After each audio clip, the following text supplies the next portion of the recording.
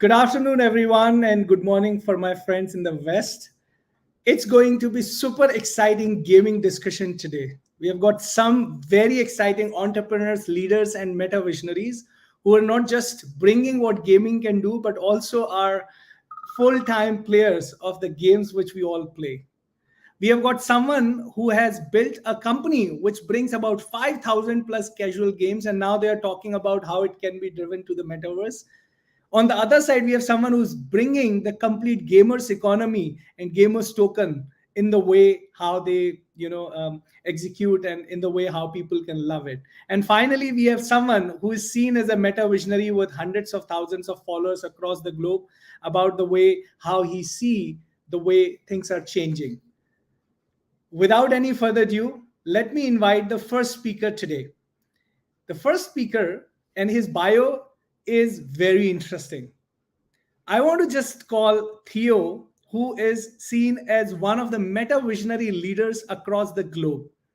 Theo is the CEO of Metamonic, which is building intelligent gameplay infrastructure for video games. That sounds very exciting. And he is also known as Tony Shark of Web3 by his three cats. And we'll love to know what are the names of his three cats is. But as you all know, Theo is a senior exec in the tech industry, accomplished keynote speaker, author, and technology futurist who has now turned his attention to the potential of the metaverse and Web3. Let's have Theo on the stage with us, please. Theo. Hello. Hi, AJ. Hi, everyone. Good morning and good evening and good afternoon, I should say. Yeah, absolutely. And we are global in metaverse. It's, some places we are probably not even seeing the nights and it's always the morning, right? It's very exciting. And I see your gamer chair in the back, right? But before that, Oh, where yeah. are your cats? Ah, um, Actually, I have one in the cat tree, which you can't see because of the background. I've got a virtual background, but I have one in the cat tree behind me. One's in the lounge and another one's in the bedroom that I know of. So the one in the tree is called Loki because he is a bit of a Loki. Okay, joker. Yeah. nice. Very Ruby is in the lounge, and then there's Boo, the smallest one. Um, but the two large cats are Maine Coons, which are the big, huge, fluffy cats, largest ones that you can get as a domestic breed. So lots of Wow, fluff interesting. everywhere. So I did not have a cat ever, but I had a puppy and her name was Louie. Louis? And she was amazing. Okay. And then we had 9 puppies from Louis. So then we had like 10 puppies at one point of time. And as you were noticing, okay, one is there, one is there, one is in the bedroom. We always used to look for where are they, and most of the time what they are doing, that's even more important. So and I love it when you said Tony Stark of Web3, and that's very exciting. And that brings me to a very interesting point here, because a lot of people think, whether we talk about metaverse or Web3, they think this is a myth. And in fact, when we talk about metaverses, people think that why would they ever do something in the 3D scaled universe when they could do Mhm. something better in the physical world, whether it's a meeting or whether it's a handshake, right? And they feel that they enjoy this most. What are your thoughts on this? I mean, do you think this is the future? Is this? I think it's important to recognize that the metaverse, certainly in various forms and guises, have been with us for a long time. For the past 20 years, for example, the most famous one that we know about is Second Life. Second Life has been going for 20 years. People have built businesses and been successful entrepreneurs within a virtual environment in Second Life. Have made money, they've built worlds, they've built their life. They live a life physical as we do, and then part of that life is spent online in this environment as well. And then you have people like who play games and virtual worlds and online games, large MMOs, for example, are examples of metaverse platforms. People have spent lots of time and money in these worlds, developing their own persona, developing their own life and lifestyle, and they enjoy that. And I think it's important to recognize that whilst some people don't see a value in the metaverse, other people absolutely do. And it's those opportunities that are really exciting for lots of people. I think that perfectly summarize it. And again, I always use this word from Prakrit, which is the mother tongue, mother language of Sanskrit, which says anekantvad, which means that multi-perspective. And Mhm. that means that metaverse is multi-perspective for multiple people, multiple companies, brands, and in fact, the developers. Sometimes you have to understand what you want to achieve with the metaverse before you could actually think about how it should be done, right? And if you look at it currently, the way how things are seen, most of the brands, and I would not call it, there are BMW, which is working with NVIDIA to build a metaverse factory. There are brands which are working with Microsoft to build, again, future of factories encompassed with IoT and all. But many brands are seeing metaverse as a go-to place for marketing, right? Versus there are companies like, what I always believe, that metaverse is actually built for business. Do you think that this trend will change? Because right now everyone is talking about hosting shows in the metaverse. Okay, let me launch something in the metaverse. But what I always believe, that this is not what metaverse is actually built for. It is built for something big. What do you think? No, I agree. The metaverse, like you say, it's multiple perspectives. You mentioned BMW and Nvidia, for example, building simulations of factories. Absolutely, the military are building. The military are always building simulations, but I mean, there's military application in terms of simulating what happens in warfare. Smart cities, for example, people want to build smart cities and then simulate the environment with by populating it with AI actors or people to see, how would you build better roads? What kind of infrastructure would work properly? And then you have the businesses who want to build retail, for example, shopping malls, brand businesses, engage with customers in new ways, marketing, how to create new goods and services, tying it with NFTs, for example. This is the big thing. Loyalty platforms as well with digital goods and services and collectibles. And we see Disney, we see McDonald's, we see Starbucks all exploring this now. So, like you say, the metaverse is multifaceted, multi perspectives. People will use it in their own way. And I think that, again, that lends to the exciting perspective and lens that it's not just one thing and it's not just all about shows and entertainment. It can be a broad spectrum of things. Totally makes sense. What do you, so I saw that you have been doing something different, then you entered into the web 3.0 for last couple of years. Tell me about the journey of Metamonic, and what do you mean by game economy infrastructure? Because I've been playing games throughout my life, and then now there are things which is talking about gamers economy, creators economy, and then you are going to the next level where you're providing the infrastructure for this. Tell us about this journey. Tell us about what exactly it means and who can actually take the leeway of this. Yeah, sure. So we actually started as a game studio ourselves. Play to earn. We were building a very complex game economy, token-based economy. And as part of that journey, we were looking at what tools were available to help us build. So everybody knows Unity and Unreal, but you obviously have a developer pipeline of different tools and infrastructure to help you build games because you've got everything else of what a game constitutes, not just the visuals. And one of the things that we discovered was that everybody still uses spreadsheets, Excel, Google Sheets to design their game economy. Now, game economy is a broad term. It can be the financial economy, goods and services, like in EVE Online or World of Warcraft or in Gold. Or game economy can also mean gameplay mechanics.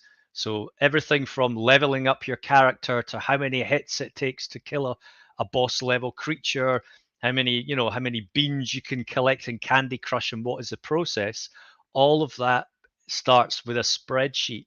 And I found this fascinating that in a world or in an industry that is very technologically advanced, they are using tools from like the 1970s. So we started to develop some of our own tools. And one of this was a platform, a cloud-based platform that allows you to essentially replace Excel and build your game economy and your gameplay mechanics in real time, and then run it via API. And we discovered that this was a platform that we could take to the market and actually address this gap that there was, which was replace Excel with something much better and much more robust. And so we stopped making the game and actually focused on making this platform. And again, the platform gives the developers the opportunity to design the game economy, but then simulate what happens when you actually run it, this economy, and how many players interact, and to make sure that there's checks and balances, and the game is playable and not unfair, and everybody has fun. And then you can run this in in runtime. It's a runtime tool, so it's not just simulation. You can actually press go, and it will handle the game economy for you, and then balance it in real time. Um, and then we acquired an AI platform recently, back in May, which allows us to examine what player behavior, what players are doing in the game itself, in context with the game economy and the gameplay mechanics. So I see you, AJ, running around, and I see you being the best killer there is in this RPG game. And that tells me that those are the things that you like as a player, and that's how you like to behave in the game. So it tells me as a developer, well, AJ likes killing monsters, so maybe we'll create new content around lots of monsters for AJ to kill. Or we can, design retention strategies if you're getting bored, to give you things that help you kill better and things like that. So those insights tied with the game economy and the game mechanics has created this kind of like infrastructure platform that helps people build better worlds.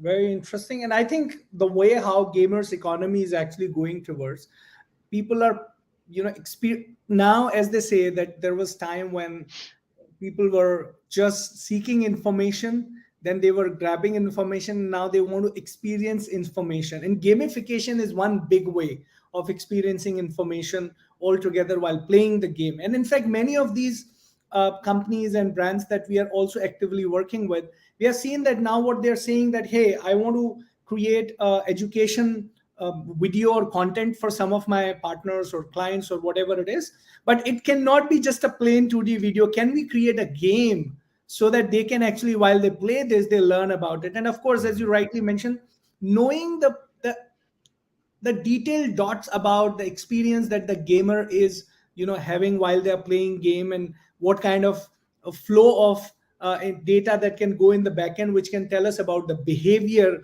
expectational behavior, and what kind of actions which is driving those behaviors. That is like the gold mine, and I'm sure some of your clients might be very excited about that too, because so far, and this is very in line with my previous question which I also asked about, when we think web 3.0 or metaverse, or even in your case gamification, as a short term marketing campaign, it doesn't add any value, because then it's just, okay, I wanted to do something. I know about a brand which did a comedy munch in the metaverse, another brand which actually launched a pop show in the metaverse, but those were like 48 hours long stints. I call it meta stints, as we say. And then they are like gone. They spent probably hundreds of thousands of dollars, but nothing big as such received in terms of ROIs. But when we see these platforms as a data platform, then it becomes way bigger than what they are right now. In fact, brands are looking for that, right? And what do you see? And this is in line with the question that I also have for you, and just came out of nowhere. But what do you see the future of these gamers economies are, right? And how a brand could leverage this? Because right now what I'm seeing, gamification is bigger than the game itself, but what you're saying is that when we talk about gamers economy, that's even bigger.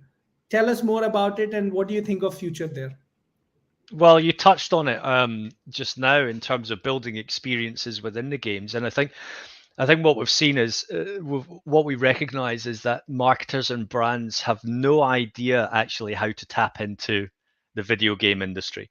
It's an industry that is actually bigger than the film industry in terms of market size and market opportunity, and yet everybody knows how to market in a film. Product placement. I know where to put a bottle of alcohol, branded alcohol, or a piece of technology. You find them, in the films, but you don't find them anywhere in games, because it's all games and metaverse experiences have always been regarded as, playtime, not very serious. But you look how much money there is in games. The industry is huge. People spend inordinate amounts of money on content that they can't own, which is another part of the whole Web3 and metaverse experience, which is, I own the item now. I can take it from world to world.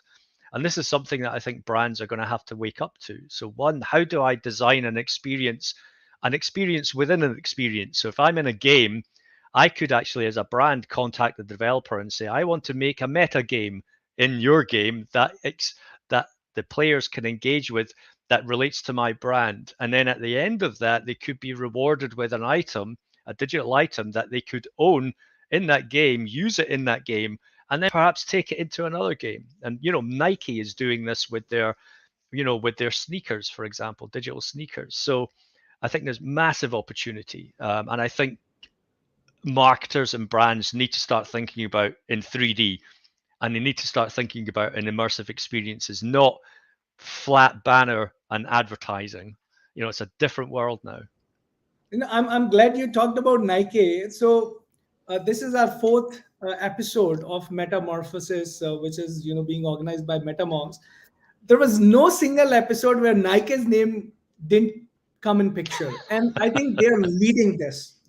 And the reason is because they are understanding that this entire thing is changing. While there could be various ideas, various thoughts, and various views about how Web 3.0, metaverse, or NFTs and this entire thing is working, but one thing is pretty clear, that the youngsters are seeing things differently than what I used to see, or probably my father used to see, the way how it used to be, right? And they want to experience things more effectively, much faster, at a cheaper cost, and probably, as you rightly mentioned, possession of those digital experiences is also very big for them. I'm sure that you might be aware about the People Live, the NFT, which was sold for more than $60 million, and now they are also thinking about how it could how it could be seen as a NFTs of NFTs collection, right? Which is a even bigger thing. I'm aware of a project which is happening right now in United States, which is bringing NFT collections into physical galleries, right? And that's also very exciting stuff, because people buy NFTs, but they don't know, right, that where to showcase this and how can I probably show off my collection. And that's a very big way of seeing how this NFT entire collection can be shown, right? Are you working on any other exciting project that you would like to share with, without keeping any of your non-disclosures intact, but any other exciting project that you want to share, or anything which you feel that the community should be aware about? Because gamers economy is big, game creation and asset industry is growing big, and you absolutely touched on right where you said this will continue to grow bigger, because Mhm. as much as and as soon as brands will continue to realize that this is the best way to reach out to the right target audience, especially if your audience is between 19 to 35, which is pretty much 60 to 65% of your entire buying universe, right? That's the best. Anything, Theo, that you want to add? Yeah, I see. I'm seeing big shifts happening in loyalty and reward programs.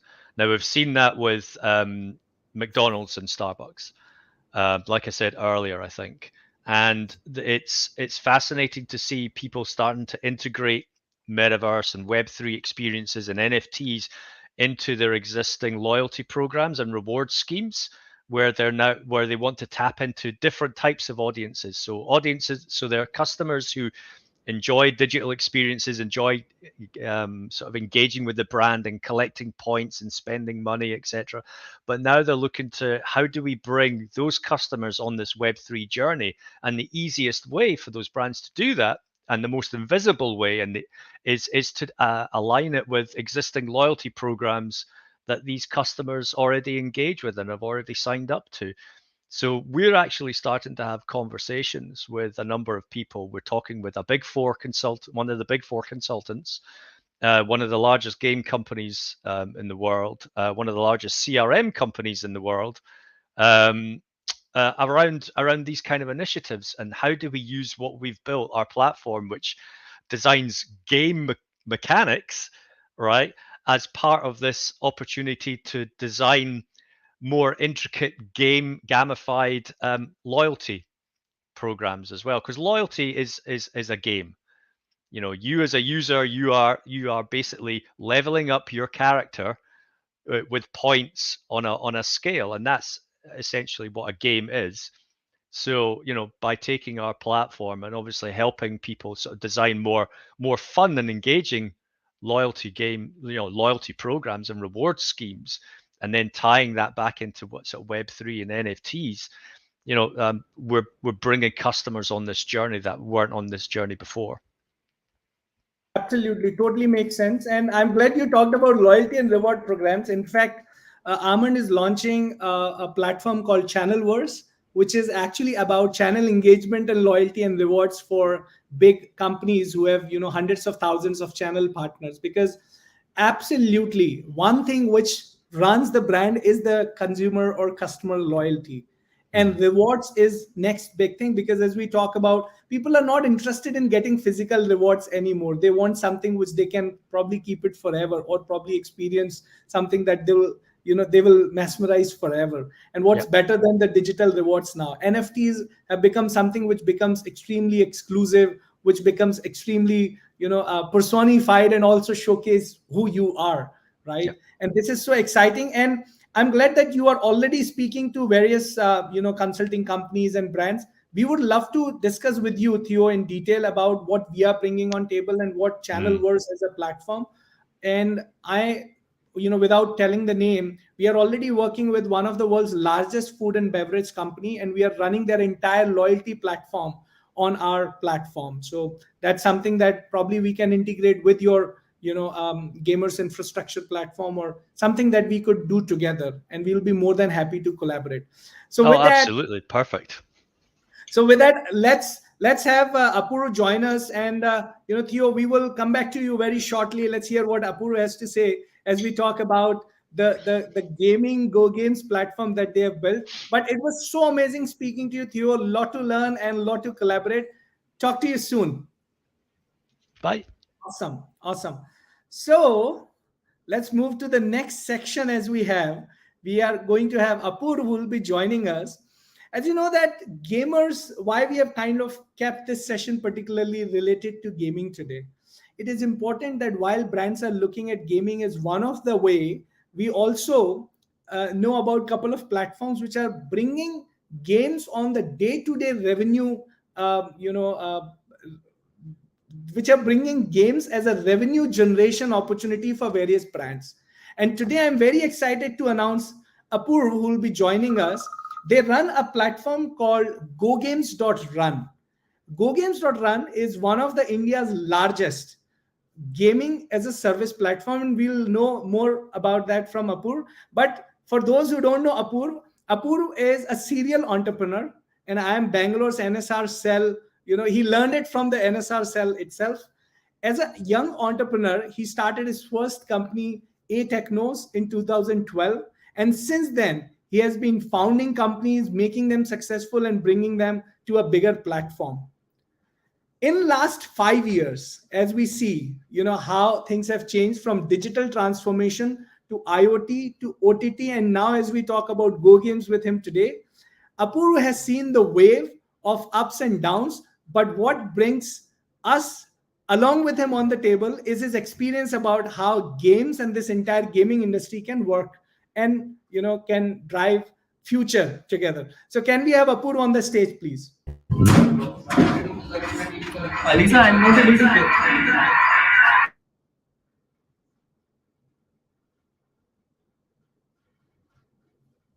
Okay. I hope, are you able to hear me? Apur, we cannot see you. Your video is not coming, Apur. Hello everyone. Are you able to hear me? Yes, we can hear you now. Okay, somehow I'm not able to hear clearly. So, as a Go Okay, Games, so, if I'll say Go Games, it's a Apur, company which is sorry, purely can in you hear B2B us? business. Apur, can you hear us? Okay, so what we will do, till the time Apur gets connected, let's have Varun probably join us if Varun is also there. So before Apur join us, let's hear from Varun. Can we have Varun with us on stage, please? There you go, Varun, my friend. How are you? I'm good, AJ. How are you? Awesome, awesome. It's always good to see you. And for those, let me introduce Varun. Varun has over 10 plus years of experience, multiple patent holders. And I think sometimes whenever I meet him, I always say that can I borrow some patents from you? That's what I do. So Varun has been into manufacturing of products and in the smart wear industry. And while he's also building the infrastructure space, now he's the founder and CEO of RPX, a unique gamified platform for gamers to generate rare collectibles and tokens for their friends. Wow, Varun, tell us what is it, because it's quite exciting. And I see the I think it's Quest, which is behind you, right? Yeah. Oh, nice, nice, amazing. So, share more details about Varun. How exciting this gamers economy is, and we had Theo who was shared quite exciting details about us. But how big is this? Can you share more details about it?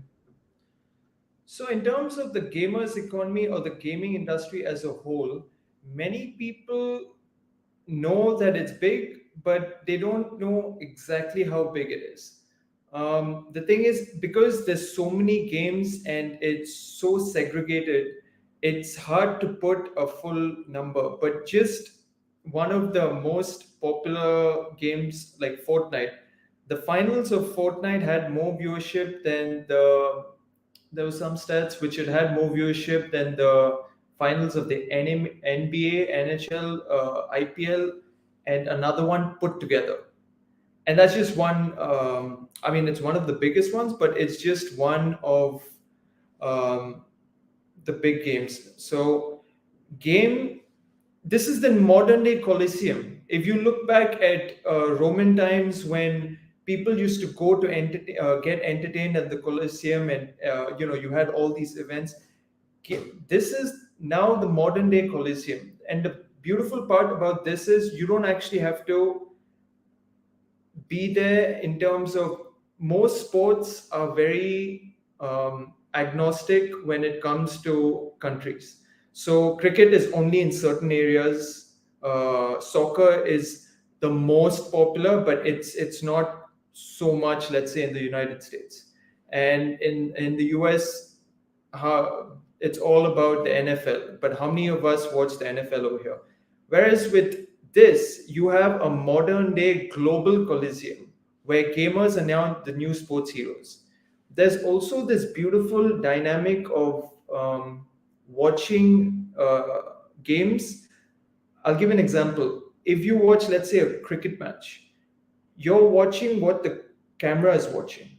You're not watching it or experiencing the game as one of the cricket players. Whereas when you watch games, you're actually watching what you would be watching if you were playing. So it's a different dynamic. It's way more interactive. It's way more intuitive. Um, in terms of pure numbers, the gaming industry right now, I think in 2021, the revenue was about 198 billion. To give that perspective, the film industry, the global film industry, was about 42.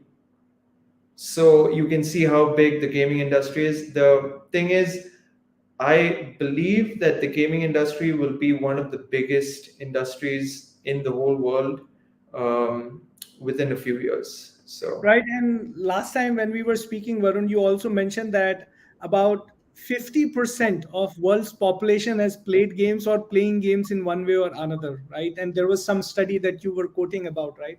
And it's growing big on a day-to-day basis. But as you rightly mentioned, other than Twitch, where people are watching videos and playing these games, what other ways how the audience can grab all value? Because right now, if I go on Twitch, I can just see a game, but probably I can just put some smileys or emoticons or something like this. But what else? so yeah, you're right. There's actually, the closest study was there's 3+ billion gamers in the world right now. Um, this is also an industry which is completely pandemic and recession proof. So pre-pandemic, if you look at the growth levels, this is one of the few industries which rose up like crazy. And it's similar to do if any recession happens, you can see that the gaming industry always goes up. In terms of Twitch audiences, um, like how I tied it back, that it's more about experiencing how to play the game. Very soon, we are, we have to get rid of the notion that if people want to get into sports, there's only these many sports. So in the there's already talks of e-gaming coming into the Olympics now. So one really good way I can see of how people can utilize Twitch or other things is, it's like literally having your own personal trainer Hmm. when it comes to that. So if you watch a basketball match, you're seeing LeBron James and you're seeing Yeah. how he plays, but you can't. What's the biggest take back? You can kind of try to mimic it, but here you're seeing one on one how he's seeing something. So I think Nice. one big thing which they can take back is that this is going to be a future career very soon, and it already is, but in such a big way that once, like you were talking to Theo, play to earn, once that comes in, once more sponsorship comes in, once we integrate into the metaverse and brands start actually sponsoring gamers, all of this is going to be a very valid career. And this dynamic is beautiful because imagine being a cricketer and having literally one-on-one sessions with your favorite cricketer who you look up to. So Very interesting. I think what makes it even more interesting, and I think I would love to know more, and probably our audience would be even very excited. Tell us about gamer tokens. I mean, what are they, and why do you think this is a great idea? And especially when we are seeing hundreds of thousands of types of tokens which are emerging on a day-to-day basis. What is a gamer token, and why do you like this idea, and why do you think it is great? this has to do with our platform RPX, which is short for Ready Player X.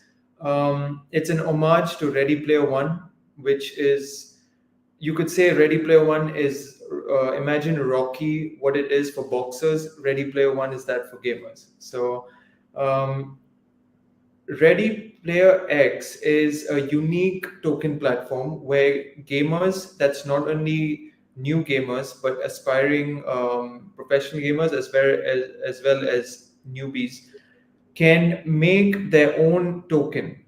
And even they growing teams also can, through smart contracts, make their own token, which their superfans can invest in.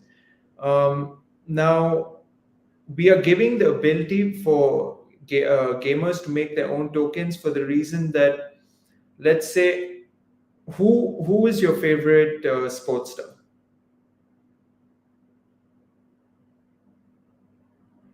AJ? Probably Sachin Tendulkar, So or when was the first time you saw him?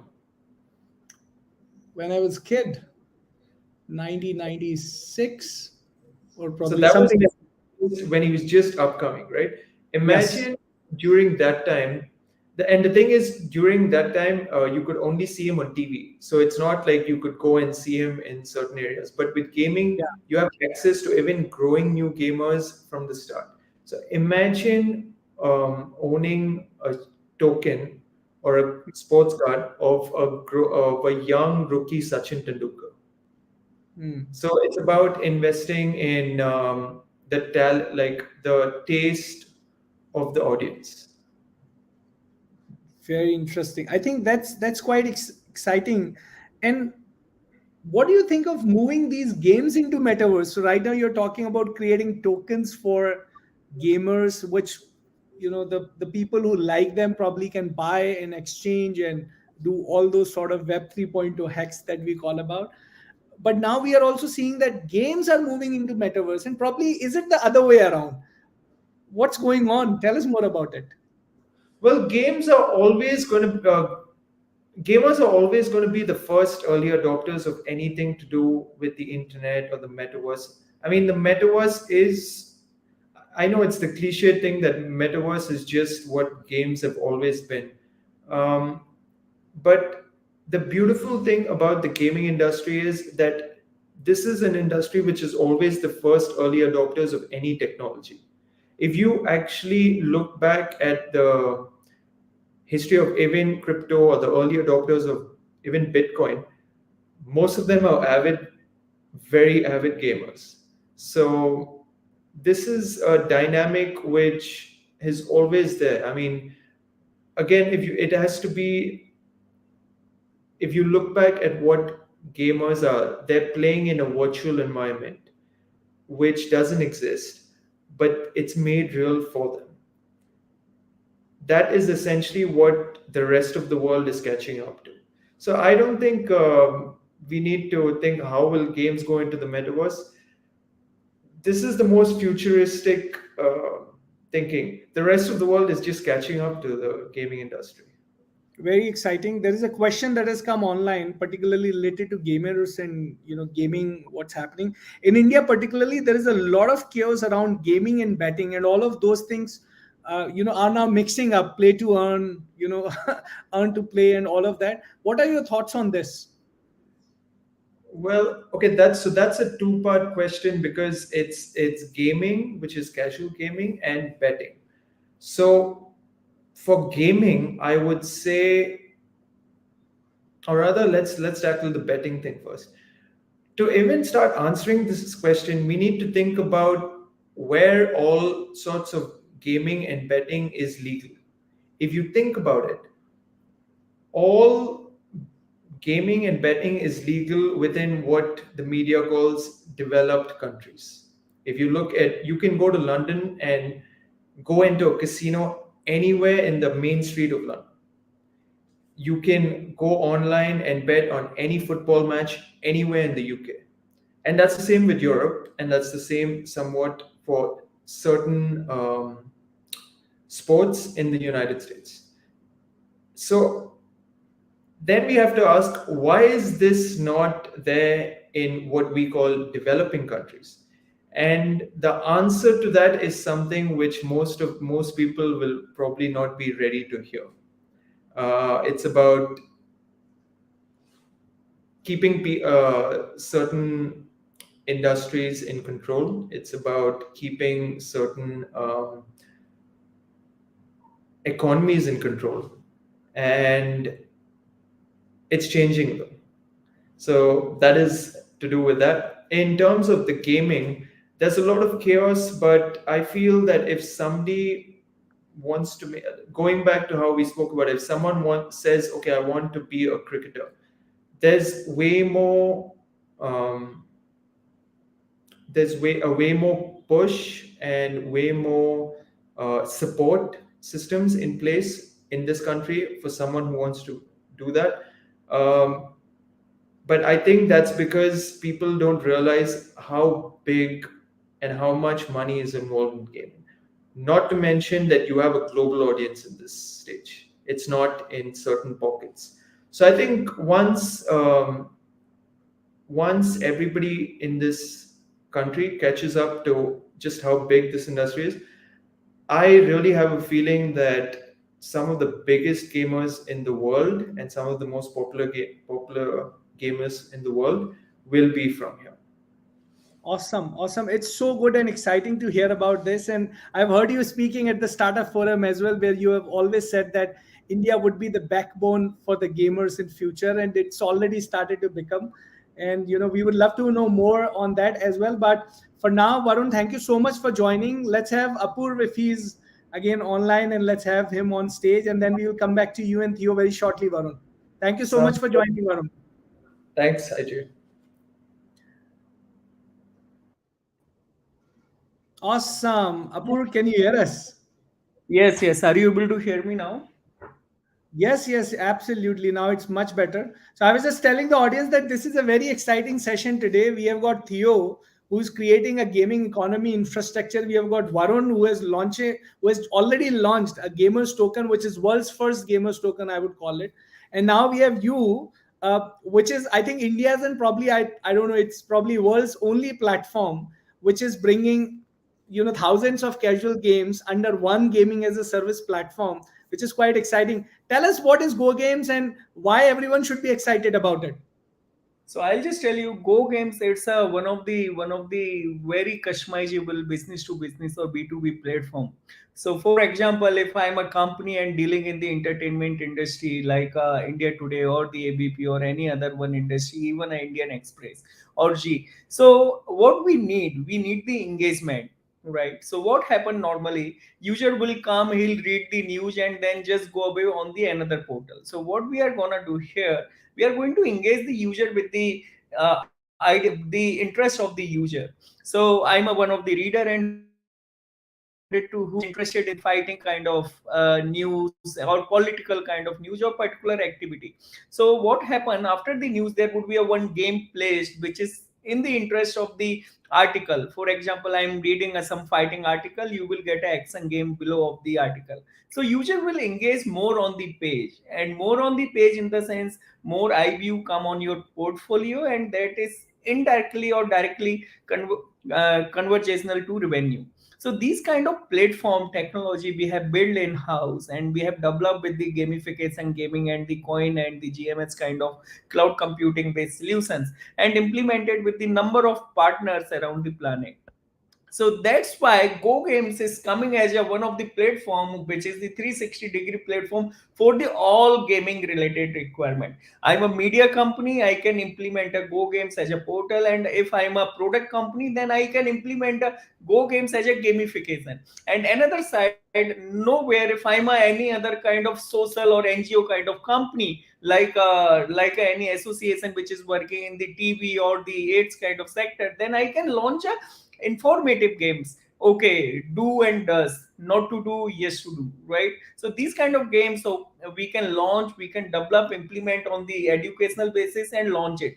And if we will talk about the another biggest industry which is always interest of the all the parents, that is the educational industry, right? And if you will see now, the educational industry has reached on the some other level of the online education, and where if we will see a game as a role. Normally people earlier what they say, okay, if whatever we are watching we can learn easily, right? If we are watching a movie and it's a movie related to how our economy developed in the 1947 to till now, right?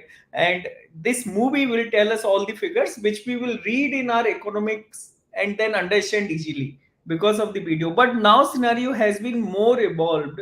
If something which is you are playing, just assume if you will enter with the metaverse or with the virtual reality, if you will enter in the 1947 and start playing a game and building everything with the same flow, then you will learn more. Okay, if I was putting myself in that scenario, then I need to launch a mobile phone, I need to launch this, will grow our country like this. So you will understand everything with the reality. So that is the gaming, and where Go Games is helping everywhere or supporting all the brands, even supported by the number of brands for these kind of activities which we are doing.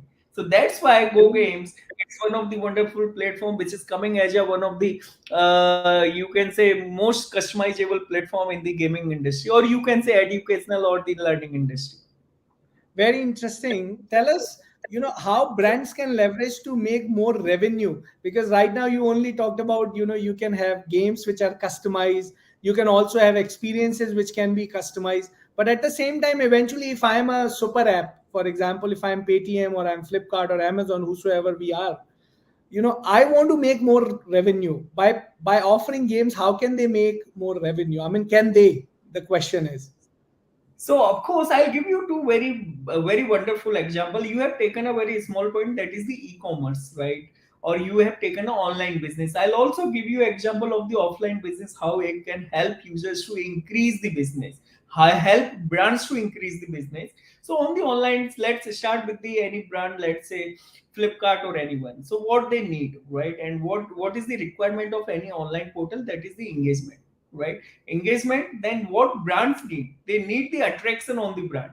So if I'm going to play any game, right, on that game basis, there would be a loyalty point or rewards point would be involved, and you will win some loyalty points or rewards points, saying that after playing this racing game, you have won a 500 rupees coupon of the Ellen Soli. Visit the Ellen Soli store online and generate the and buy something and redeem this. So what we are doing, we are shifting client from gaming to a Ellen Soli, and he's gonna buy something because he has only Ellen Soli coupons. If he need a pant, instead of buying from the any other brand, he'll say, okay, I have a 500 rupees coupon, let's redeem that. So how means, if I'll say all brands, what they need the engagement.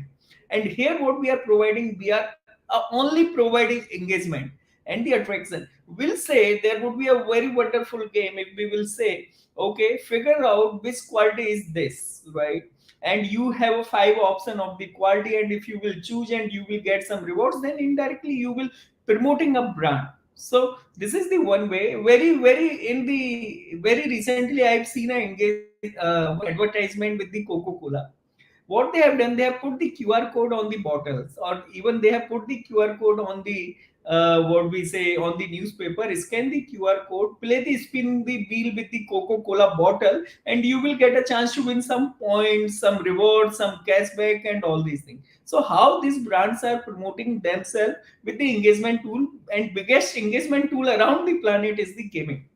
Now let's go back on the another side, which is the another biggest market around the planet, that is the physical sales market. So very soon, what's happening now, okay, if we will visit any airport, you will find a kiosk, or if you will visit any mall, if you will find a kiosk, there would be a one game playing, and after playing that game you will get a coupon. Okay, go in the visit the any store, let's say visit the H&M store, and the 50% off on the particular pants or particular brand. So if you don't want it to visit and you have a spare time to visit, or if spare time to invest, you will say, okay, I have a 50% off, let's visit. So what we are doing, we are engaging, increasing the footprints in the stores. So these kind of engagement tools used by the number of brands to promote them and increase the engagement as well as the business. So how gaming is evolved, you can see it now.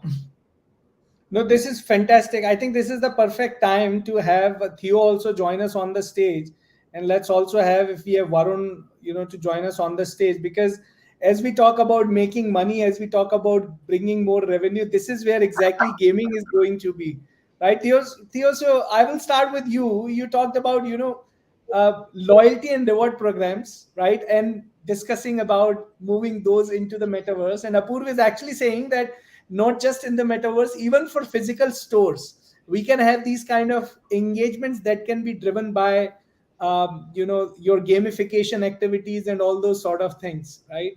And I see that this is a perfect combination of where people were only thinking that gamification, or as we were talking about, is about online and all of that. But now we see a perfect combination of physical to digital, and as we have started calling phygital, right, with the games. And games is the only what do you call, chain or link between these two. What do you think, Theo? Yeah, no, absolutely. I mean, well, I've played video games for the best part of my life, and I also have a lot of physical items here from limited edition collections. And of course, they sit on some shelves at home.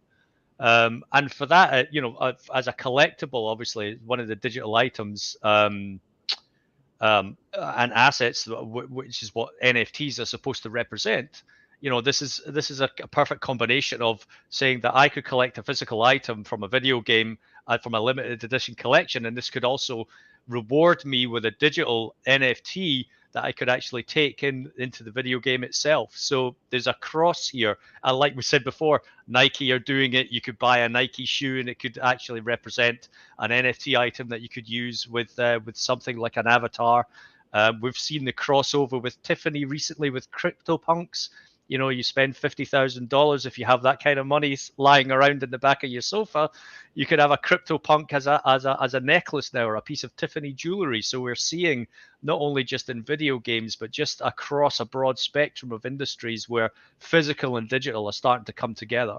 And I think one of the things that's really exciting, and again, I use this as a really good example, is McDonald's. So their loyalty program is, of course, going to start to look at NFTs. Now, whereas before you had in their Happy Meal, for example, is a physical toy that you collected and then you could eventually sell on eBay or just collect them in general. There's nothing to say that you can't actually have an NFT as part of that collection. So you're sitting down enjoying your physical meal, and then part of that Happy Meal is actually rewarding you with an NFT that your child can collect. And that introduces families and children to gamification, to Web3, to metaverse experiences, and crossing the digital and the physical worlds together. So, unlimited potential, really. Wow, fantastic. And I also see that there could be a potential to collaborate with Go Games as well, because now they have about 1,000 plus games which are casual and they are already listed on various platforms. Think of like, kind of collaborations that we can bring. And Varun, especially when we talk about games, we I always felt that when playing games, there is an excitement that comes into our heart and body and everything, in mind, we get dopamine immediately induced. But on the other side, when you add some rewards for playing games, that's even more powerful. And that's exactly what gamers token is, right, Varun? You're on mute, my friend. My bad. Uh, Pretty much. I mean, in terms of rewards, in terms of, see, last year when NFTs were just becoming a household name, I said that once retail comes into this, it's a game changer. It's either game over or rather press start, because what's going to happen now is there's going to be so many NFTs which are going to be made. Everything will have an NFT component to it. If you buy a car, it'll have an NFT component to it as well. So it's going to be the age of abundance when it comes to NFTs very soon. There'll be at least 500 NFTs in anybody's given room at some point, whether digitally, a combination. Um, what is also going to happen, and this is just one small example, would be that imagine a game, you win something from playing a game, or a gamer releases one of their rare collectibles which someone can collect. In the future, or rather right now, movies are not I would say about 20 to 30% of a movie is actually made digitally. It's or it None of those sets exist. It's all virtual, it's all digitally produced. So it's going to be very easy to take an NFT, which is virtual, and put it somewhere in the movie. So all these things are going to happen where someone can display an NFT of anything, whether it comes to a brand or some rare photo of a monkey, and just put it inside some of their virtual environments which they make in a movie. So, in fact, Theo has a virtual environment behind him right now. So, very soon you can totally see him displaying all his NFTs all over. So, that is the beautiful thing which can happen. I think that's a great idea, because if we can have something like this where you can have, a virtual environment where all your digital NFTs, and of course NFTs are digital only. I mean, some Theo, do you know if there are physical NFTs? I mean, I'm not aware of something like that, but do you know?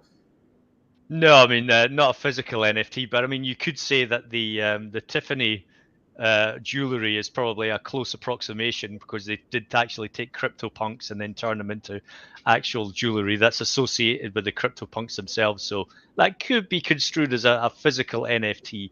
A ticket, though, a concert ticket is a physical NFT when you think about it, because that's unique to you as well. You buy that, it has a barcode, it has a serial number. Obviously, you can transfer that if you want to, if it's allowed under the terms of service. But a ticket to a concert or to a theater or whatever, that's an idea of a physical version of an NFT as well. Wow, wow, very interesting. Apur, why you tell us about, you have these 1,000 plus games in the Go Games platform. Are you also thinking that you could create some NFTs for these games and people can play? and they will win or something like this, and then probably you get some more people hooked on to this. What are your thoughts on that? I mean, tell us more about your Web3 uh, strategies if So you have. I'll tell you very honestly, we are in thought to develop the virtual NFT, right? We are in thought to develop an NFT, and of course we'll consolidate or we'll do consortium with the Varun to do all these activities over the Go Games. As Go Games has the number of IPs, right? We have developed the couple of IPs over the games where we have launched the number of games and owned and IP and everything is developed by us. And NFT is the really another way to generate the or enhance the market, where we are thinking means if we will see very soon Mario is going to launch. I don't know, but Mario can launch an NFT of the Mario character which we have played in the our childish age, right? So all these things is in our plan, and Go Games has another plan to launch instead of the launch of the only NFT. We have a plan to launch the Metaverse over the Go Games, right? Where user will come and same kind of community people will play a games under the Metaverse. For example, I love the cricket. I can make my team of the actual people over the Metaverse and and play a cricket sitting at a home and build a number of run rate and everything. And people can come from the international market, they put the crypto coin on that for the betting and all these things, so that can happen over the Metaverse only. So these are in our plan which we can thought of to do it, but not now. In current scenario we are going with the games and develop more games for our user perspective, as our domain is pretty much focused on the H5 gaming. If I should not say, but if you will visit the Netflix has launched the gaming kind of services, right? Where they have put the game which you need to download before playing, right? Really, it's a headache, and I don't know why Netflix has launched kind of thing. While H5 games with the better quality is available along with the cloud computing. So these kind of thing which we are pretty much focused. So NFT, yes, it's in our plan, but not in the sooner stage. It would be in the you can say end of the next year or mid of the next year. Great, great. I think that sounds very exciting. We're in the, probably the final rounds of this conversation right on time. Theo, are you creating NFTs for your cats by any chance? Okay. I will at some point, maybe. Well, you have the infrastructure, you have the partners, and now you are also collaborating with people like us who could probably give you some rewards for doing that. I think this is the best time to do that, right? I don't know if you know, but there is a company called Metaverse, which is actually allowing you to, what you call have your pets in the virtual stage out there, and probably you will Right. help them maintain and grow them, and all of this is happening. It's quite exciting, right? And there is also one company that we know about, Foodverse, which is allowing you to cook food in the virtual environment, and if the food smells great and basis on some AI algorithm that they're working, they will give you some rewards, using which you can buy some spices in some Whole Foods market or something like that. I don't know what's happening, but it is exciting, right? And Certainly is. Varun, what are the next plans that you have for Gamers Tokens? I mean, are you guys ready? Are you guys launching? And what's the plan? So we're in partnerships talks with some of the world's biggest tournaments and leagues. We are planning to launch right after, like, once we have all of these partnerships in place all over the world, which is we are, honestly are not give, haven't announced it yet, but I guess this is the first time. We plan to launch in somewhere around first week or second week of November. Congratulations. Looking forward to it. I think it's very exciting time. And I know you have got some very exciting advisors and investors also on board. So I would keep that, I'll keep my mouth shut for now. But, I know that things are moving really well, and we look forward to see how it can happen. But, the last question would be probably, again, I have asked question for everyone, but Theo, to you, when you talk about creating loyalty, rewards, and gamifications all together, um, are there any challenges that you see? Because when we talk about integrating this stuff together, that's where scalability becomes a challenge. And I'm seeing that, at least what I understand from this infrastructure that you're building and economy that you're talking about, how would you scale this? Yeah, I think there's two things to keep in mind here. I think loyalty programs should be very simple, but they should be simple for the user or the consumer to engage with, and that helps with the scalability side of things. It doesn't matter if you have one customer or a million. I think if the loops or the gamification side is quite simple, then it's easy. The other side as well is obviously the analytics in terms of understanding what your customers are doing in these game loops, and how they're how they engage with the gamification program, the reward scheme, and the loyalty, because you want to understand whether it alters their behavior. If it alters their behavior in terms of how they engage with your brand, whether it's positive or negative. And again, that helps you scale, because then you understand what customers are really interested in, whether they're interested in points or whether they're interested in spending money. So there's multiple challenges, but I think it all boils down to knowing who your customer is.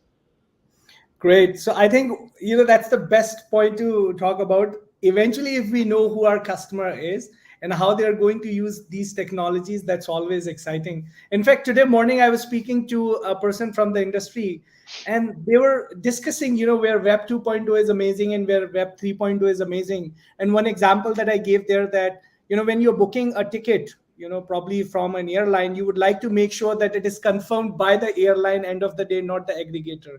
And if you think that that's the place to have a central ticket system, you should have that, right? On the other side, when you're buying a stock and probably you want to have hundreds of thousands of people give you an approval of, yes, this stock is good to go, probably you'll go for decentralized space. And what we are not looking for here is a debate between Web 2.0, Web 3.0, crypto or metaverse or NFTs or AR or VR. What we want to see here is that what makes sense for the brand to engage and connect with their customers, consumers, or buyers. As long as we are able to give them an opportunity to make the best of the brand, that's exactly what the opportunity here is. And with that, I would like to thank Apur, Varun, and Theo for joining us today. It was our fourth episode of Metamorphosis and series about metaverse and education and everything around it.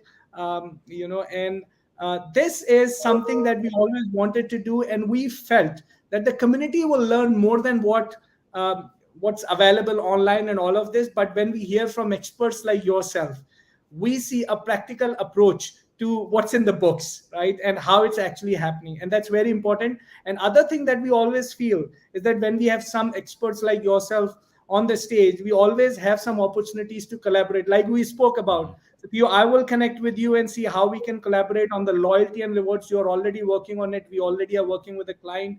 Varun and Apurv, they are ready for the gamers token and enablements among that. And I think that's all we need to build this community and grow this community together. So thank you so much, Theo, Apurv, Varun, for joining us. This entire session was also powered by a lot of our partners, including India Ahead, which is India's one of the leading news network, including RPX, which is Varun's token. I would rather call it GoGames.run. We are always pleased to do that. A Technos Grow, Almond Solution, which is the team behind this, and all of our partners, the World Crypto Forum, which has been an advising authority actively pursuing what it can be done and how it should be done, and Crypto World Conference, which is the latest season which they're announcing, and we would love to see that growing. So once again, thank you so much, everyone, for joining. It was great to learn with you. And lastly, this entire session will also be soon on our Spotify and Apple podcast of MetaMonks. Right out there. See you guys. Thank you so much for joining. Have a great day. Thank you. Thanks, Adrian. Thank Bye. you. Thank you, everyone. Thanks a lot.